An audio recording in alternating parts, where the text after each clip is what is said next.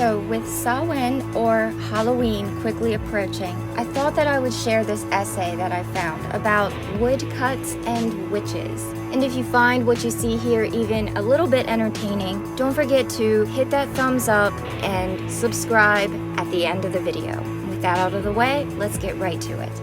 So I'd like to share this article that I found on this website, publicdomainreview.org. And it's an essay by John Crabb titled Woodcuts and Witches. It's a little blurb right here that says this is John Crabb on the witch craze of early modern Europe and how the concurrent rise of the mass-produced woodcut helped forge the archetype of the broom-riding crone, complete with cauldron and cats, that is so familiar today. And this was published on May 4th, 2017. Here you can see an example of one of those woodcuts. The caption here says that this is witches presenting wax dolls to the devil, and this was featured in the History of Witches and Wizards that was published in the year 1720. So I'm just going to do a quick read through of this essay. It starts out by saying the publishing revolution of the 16th and 17th centuries witnessed an explosion of printed material, democratizing information and pushing it into the hands and sight of more people than ever before. A large single sheet of cheap paper could be printed with a proclamation adorned with a woodcut and sent out among the masses. These broadsides were sold for a penny on street corners, pasted on alehouse walls, and stuck up on market posts. In 1592, the playwright and stationer Henry Chettle described how ballads infected London in the eye of England, then traveled through the country via ballad mongers, who could spread more pamphlets by the state forbidden than all the booksellers in London. There was a hunger, then as now, for tales of sex and scandal, and for the first time a network of illustrators, printers, and distributors were able to glut this desire. The Jacobean playwright Thomas Middleton referred to ballads as fashions, fictions, felonies, fooleries. Cheap print was the medium of the masses, and the crude woodcuts were the visual language of early modern England. This revolution in publishing coincided with what has been termed the European witch craze, a moral panic and collective psychosis that spread through Europe and Scandinavia during the 16th and 17th centuries. The seed of this hysteria was planted in 1484 when two Dominican inquisitors appealed to Pope Innocent VIII for permission to launch a witch hunt, and he responded by issuing a papal bull authorizing their efforts. 2 years later, they published their treatise, the Malleus Maleficarum, or Hammer of the Witches, which for the first time elevated witchcraft to the crime of heresy and justified its extermination with papal authority. Leaning heavily on the supposed papal endorsement, the Malleus Maleficarum painted a terrifying picture of witchcraft and preached the absolute necessity of vanquishing this largely unrecognized evil. And then here you can see the title page of the Malleus Maleficarum. This essay goes on to say that apparently witches were everywhere. Torture was recommended for extracting confessions. The death penalty was revealed as the only remedy against sorcery, and burning at the stake was proposed as a suitable method of execution. With one fell swoop, the persecution of witches was begun, and an entire methodology was established. The book was a bestseller and strongly influenced the obsession with witchcraft for 200 years, spreading slowly through continental Europe and then the Scandinavian countries, which became particularly obsessed with the subject. In Britain, the witch craze hit later, but it was rewarded with numerous pamphlets and ballads devoted to salacious details of devilish mischief.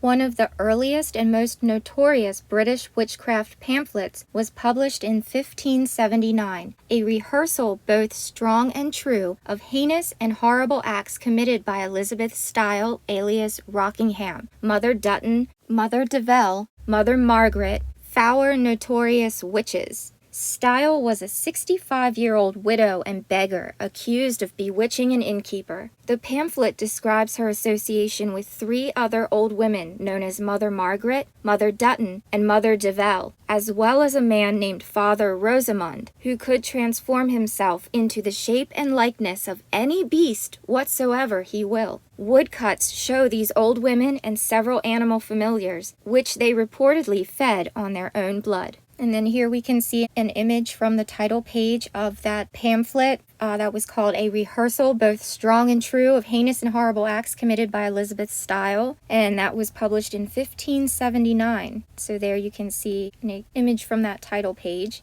And then here is another page from that pamphlet, a witch pictured feeding her familiars with blood. And then here we have the image of a cat that is pictured in that pamphlet. This essay continues, the folkloric image of the crone was established through these images and repeated in similar pamphlets over the next century. These witches were usually bitter old women who lived on their own and kept cats or other animals as pets. The wonderful discovery of witchcrafts of Margaret and Philip Flower, daughters of Joan Flower, near Bower Castle from 1619, and a most certain strange and true discovery of a witch from 1643 are particularly famous examples that reinforced this archetype. Latent sexism and fear of those who lived on the fringe of society doubtless motivated much of this persecution. The latter pamphlet manages to mix sexism with scorn by doubting that women are even capable of performing the same sorcery that certain men have achieved. And then here's an excerpt from that pamphlet, which the author of this essay feels illustrates this sexism.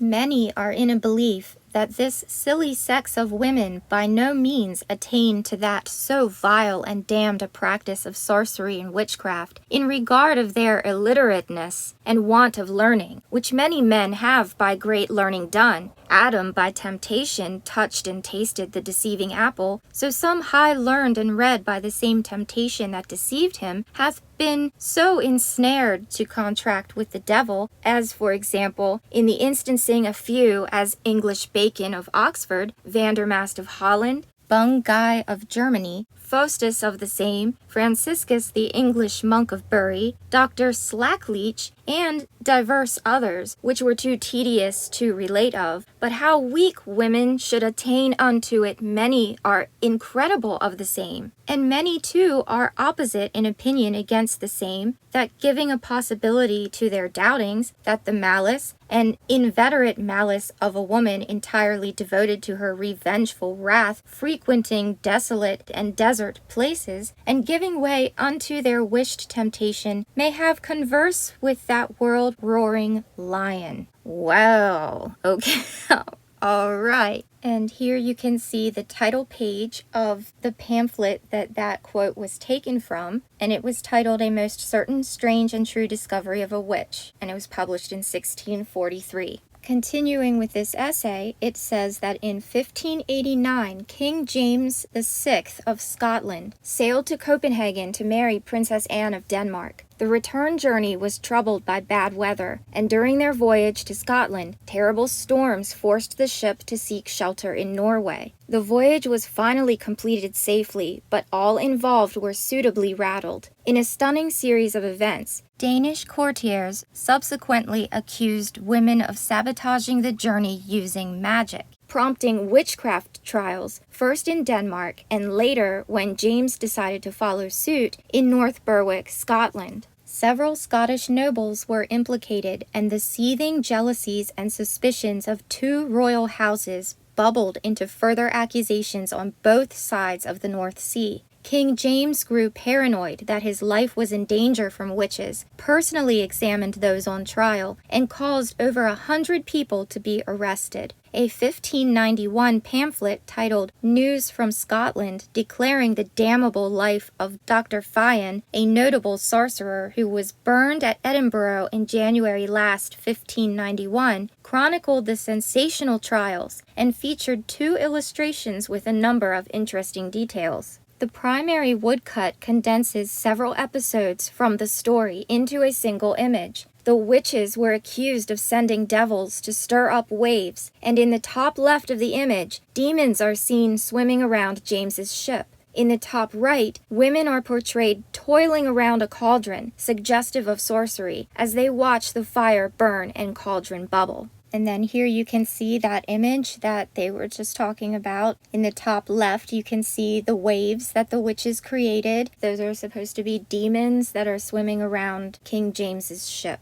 and you can see on the top right the witches toiling over the cauldron. This essay continues, interestingly, this particular illustration was actually a stock image that appeared in other pamphlets, divorced of any nefarious magical implications. Woodcuts were often repurposed for different stories, either on their own or incorporated into larger images. The Dr. Fian of the title was a local schoolmaster accused of leading the coven, and in this image he is portrayed as a clerk for the devil who preaches from a pulpit. Fian suffered extreme torture, including having his feet crushed by an iron boot before being burned alive at a stake. News from Scotland is one of the only surviving illustrations of Scottish witchcraft from this period, but had lasting significance as an influence on the Scottish play Shakespeare's Macbeth, which includes several references to the North Berwick trials, and saw its first performance during a visit by Queen Anne's brother, the King of Denmark, in 1606. This episode in King James's life was a profound one and inspired a deep interest in sorcery and witchcraft, some of which he absorbed through his young Danish wife and the Scandinavian court,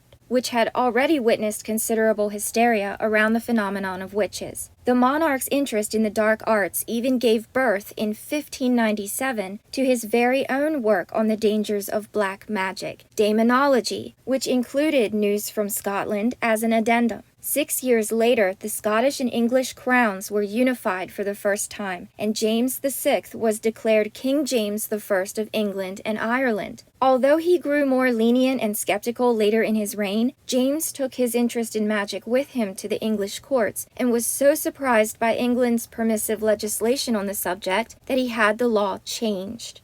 Death was now the penalty, even for a good witch. As a result, famous soothsayers and cunning folk were prosecuted by an increasingly suspicious and vengeful population. Matthew Hopkins, the notorious and self-styled witch finder general behind the deaths of at least 300 women, cited James's Daemonology as a primary influence on his own work. Arguably, a bad storm off the coast of Scotland was responsible for inspiring the deaths of hundreds of people and an entire paradigm shift in the perception of British cunning folk. An exact number of witches killed during the 16th and 17th centuries is hard to arrive at, but according to court records, there were about 3,000 executions in Britain, most of them in Scotland. Across the whole of Europe, the figure is likely to be in the tens of thousands and includes men as well as women. Although this number is shocking enough, the attempts by some neo-pagans to characterize the period as the Burning Times, a holocaust of several million women, appear to be a well-meaning but misguided exaggeration. And then here we have an image that is captioned that this is the frontispiece to Matthew Hopkins' Discovery of Witches from 1648. A frontispiece is just the page that is opposite of the title page in a book, and this caption says that this illustration is showing two witches calling out the names of their demons while Hopkins watches above.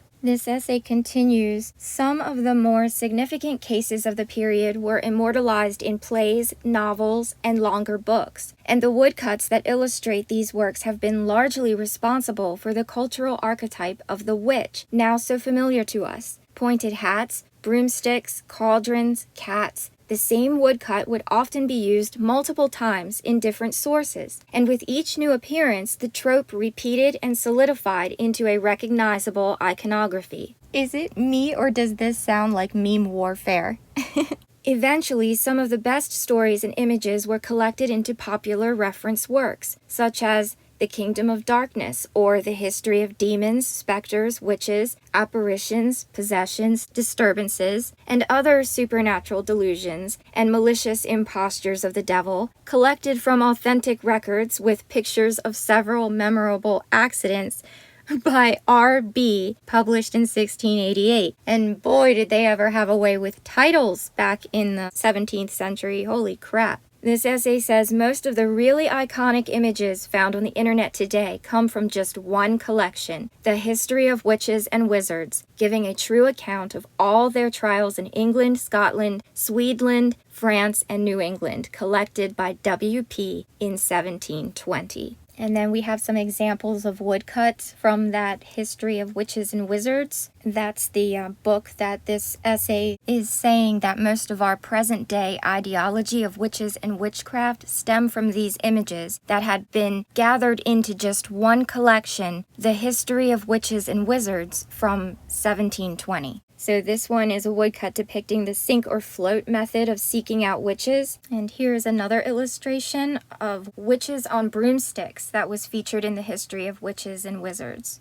And from the same publication, here's Witches Feasting. And then here we have an image of witches dancing with devils, which again is featured in the History of Witches and Wizards from 1720. And this essay goes on to say, here we find witches and demons dancing together, wax puppets baptized by the devil, spirits leaping from a circle of flames, and a feast at the witches' Sabbath. This is an energetic and dynamic portrayal of witchcraft, much more tantalizing than old women with chips on their shoulders. Whether the authors intended it or not, they managed to make witchcraft seem rather exciting and attractive. The stories are easy, compelling reads, and the images feature young men and women doing extraordinary things. There is also a clear undercurrent of eroticism running through both books. There are numerous mentions of carnal acts, lusty satyrs, undressings, drunken feasts, love spells, and devilish handsome men appearing to innocent young maids.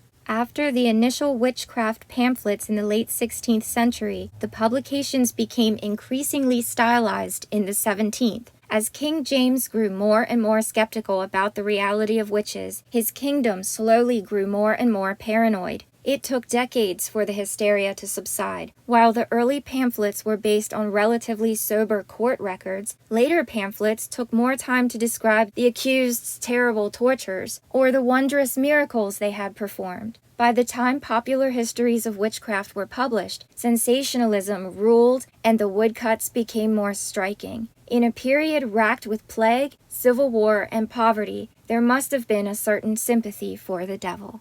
And we have one more woodcut from an 18th century chapbook, which is just a small book, or in this case, a pamphlet, about the prophetess and supposed witch Mother Shipton. And this was featured in chapbooks of the 18th century from 1834 by John Ashton. And that was the end of this essay, but here's my take on all of this. I don't know about you, but the first thing that comes to mind is that I can definitely see how these woodcuts shaped our modern perceptions of witches and witchcraft. Think about it, in just about every movie or TV show on the subject that I can think of, features most of these elements in the story. Witches on brooms, a circle or the coven of witches, ritual dancing, and the satanic feast, of course. I don't exactly buy into the suggestion of sexism playing a role. In the 17th century, it was a common mindset that women were,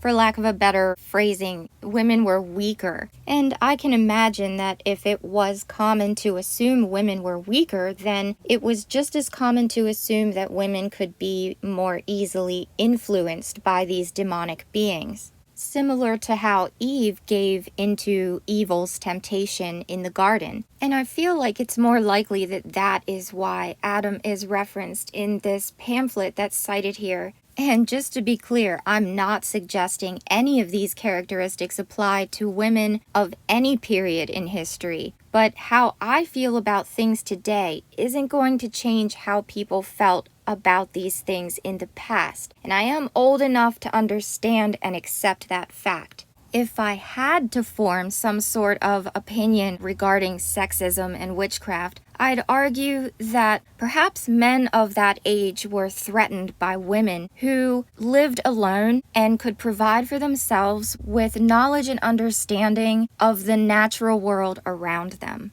Perhaps a key takeaway from this essay is to be cautious when media resources all group together to push a story. Maybe the louder these official sources are when they're pushing a story, the more wary the consumer should become. And all I mean by that is that if every go-to source for information is repeating the same story, at what point do we find that we stop forming our own opinions and start to just blindly believe whatever we're told? And as it did in the 1600s during the witch hysteria, with an entire population driven toward one mindset, at what point does original thought become dissent? And is it at that point that the population can become essentially weaponized, becoming the so-called judge, jury, and executioner of that dissenting thought?